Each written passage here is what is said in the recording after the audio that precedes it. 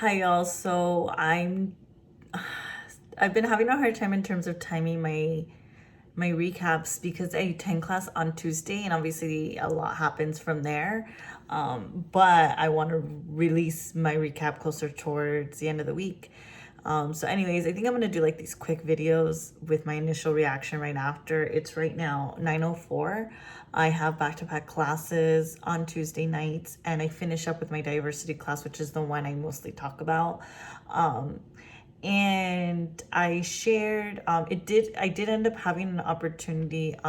If you've been following me on Twitter or on Instagram, I think you could have caught that we were assigned not white fragility, but an article by Dr. Robin DeAngelo. And I was really upset that we were reading her instead of work done by a Black scholar. And I wasn't sure if it was the class discussion was gonna have time for me to insert that opinion and not necessarily on the writing, but just kind of like why we're reading her.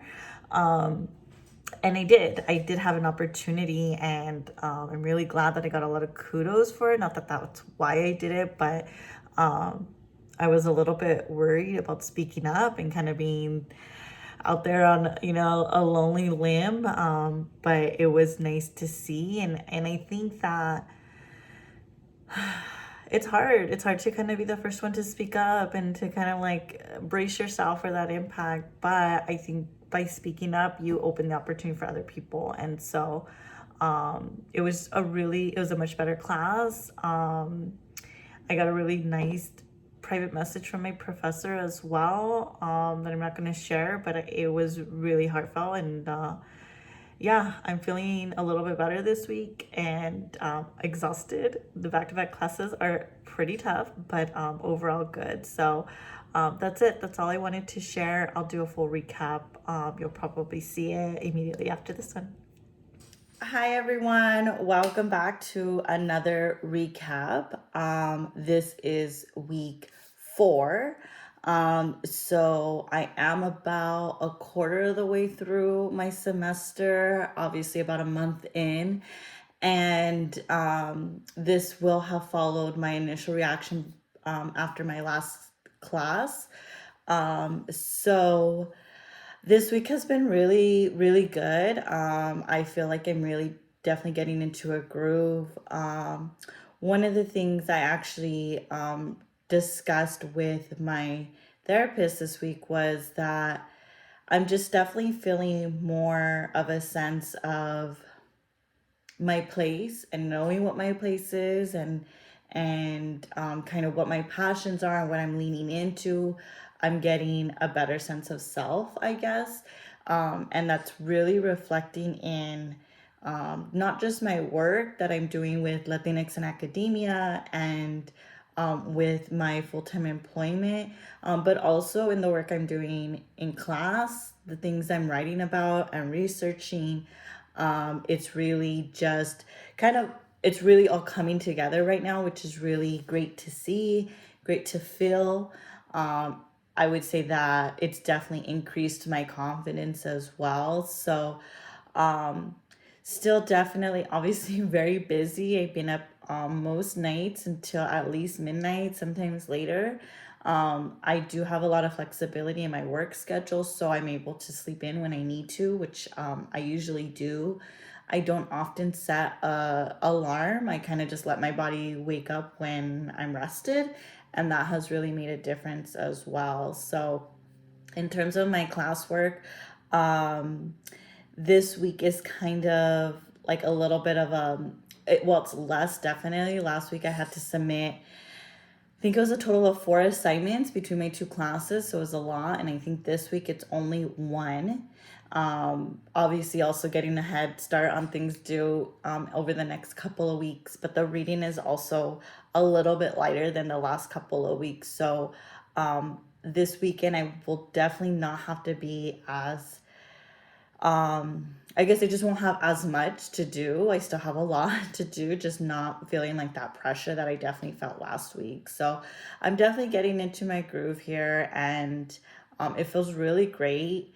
Um, you know, I had the opportunity actually last week on Friday to sit on a panel with a bunch of other women leaders, and it wasn't actually intended to be a women leadership panel, but it ended up being that way for recently graduated students, so students who have just finished or like in the first year after they've gotten their bachelor's degree. And one of the things that came up, these students were so appreciative of kind of the information we were sharing with them, and just kind of our journey we were sharing. And one of the things that has come up more recently for me is, I'm obviously very inspired by those I interact with through Latinx in academia, the people I see just accomplishing so much. But I also forget that people are inspired by me. And, I talk a lot about how higher education was not built to accommodate brown bodies like ourselves, and what we're doing is really disruptive. And even though there is increasing representation in higher education for communities of color, and um, we're not there yet. It's still not an equal representation or significant representation. And so it can constantly feel like this battle in terms of like pushing yourself and forcing yourself into these spaces. It's definitely my experience. But I also forget that I've had success here. I've earned my bachelor's degree, and I've um, earned my master's degree as well, and I'm working on my doctorate. And even though it continues to feel like a struggle, I've already shown success in this field. And if I stopped today, I would still be seen as a success. And people see that. And I think that, a lot of the feedback I get is that it is inspiring others, and others are continuing to feel motivated by words that I share. And I think that becomes such a cyclical effect. I when people say that I inspire them, I tell them, you inspire me. I'm doing the work I'm doing because I get comments like that. That motivates me. And obviously there's intrinsic motivation, but there's absolutely the extrinsic motivation as well. And um, I definitely want to invite and encourage those of you who um, are on your way, and whether or not you have earned that degree, remember that you are motivating someone, that someone is inspired by what you're doing. Someone is looking at you and saying, you know what, I want to do that, or I wish I could do that, or my dream is to do that, and they are being inspired by you. So that's just a message I wanted to share, and something that, like I said, has really come up for me this week. The other thing that I wanted to bring up is that I do constantly get asked, how do I balance it all? And I will say that it's constantly a struggle. I'm constantly adjusting and making changes to my routine and prioritizing and organizing and all of that. So it's definitely not like a process that I have, mastered in any way. I kind of think of my work in like these large buckets, if you will. And for my team, they always hear me say, like, I need a new word other than buckets because I'm tired of saying it. But so I have my full-time job, which is about 40 hours a week and can sometimes be more. I shared before, I work in healthcare, so obviously there's a lot going on right now. I work with students also within that capacity, but sometimes it ends up being more than 40 hours, but that's kind of like a big, I got to do that. And then I have school, obviously, and all the priorities that includes. And I would say that's not 40 hours a week, but it is a good amount of time. And even though I've checked kind of everything I need to do for the week, there's still learning that happens outside of like the requirements, if you will, like course, readings and whatnot. And then the third thing is Latinx in academia and everything that includes. So that includes the podcast, social media postings, engaging with others online, sharing posts, also across the platforms, right? So not just Instagram, but LinkedIn, Facebook, the website. I mentioned the podcast, YouTube. So there's a lot that goes into just the social media piece of that. And then there are the business aspects of running Latinx in academia that I'm continuing to develop. We do identify ourselves as a nonprofit organization, but we're working on that designation officially. So there's a lot there also. And so there's just so many competing priorities. And, like I said, I'm not perfect at it. And I try to be as transparent about it as I can, because I want to make sure that it be the work that I do looks like anyone can do it, right? Like, if you have the drive, if you have the will, you will be able to do this also. So I don't want to make it seem like I've got everything figured out and I've got the secret sauce. I don't. And I'm learning it and I'm growing. So I just really wanted to be transparent with that. Like, one of the things that I have definitely put aside really the last year, and I've given myself a lot of just grace that it's okay, is working out in my health. I haven't been consistent with that, and that's something that I've really struggled with for most of my, not most of my, most of my adult life.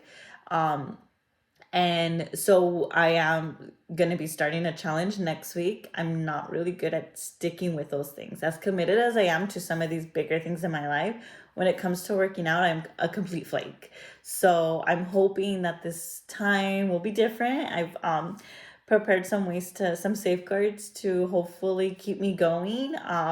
So there's that as well. But like I said, I guess really the message is, don't be fooled by what you see on social media. Don't be fooled by what's in your head.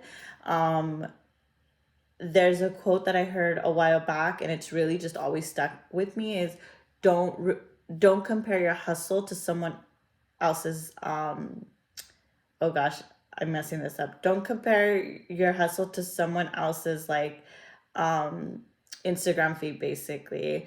Like, that's so curated and so, like, just showing the best of who you are. That when you're comparing it to kind of your struggle, it's not going to be there. Oh, the quote is, don't compare your hustle to someone else's highlight reel, right? Like, we want to show like the best of us, and what we got going on and how we're killing it. And the reality is, like, that happens maybe once or twice a day, where we have like that jolt of confidence.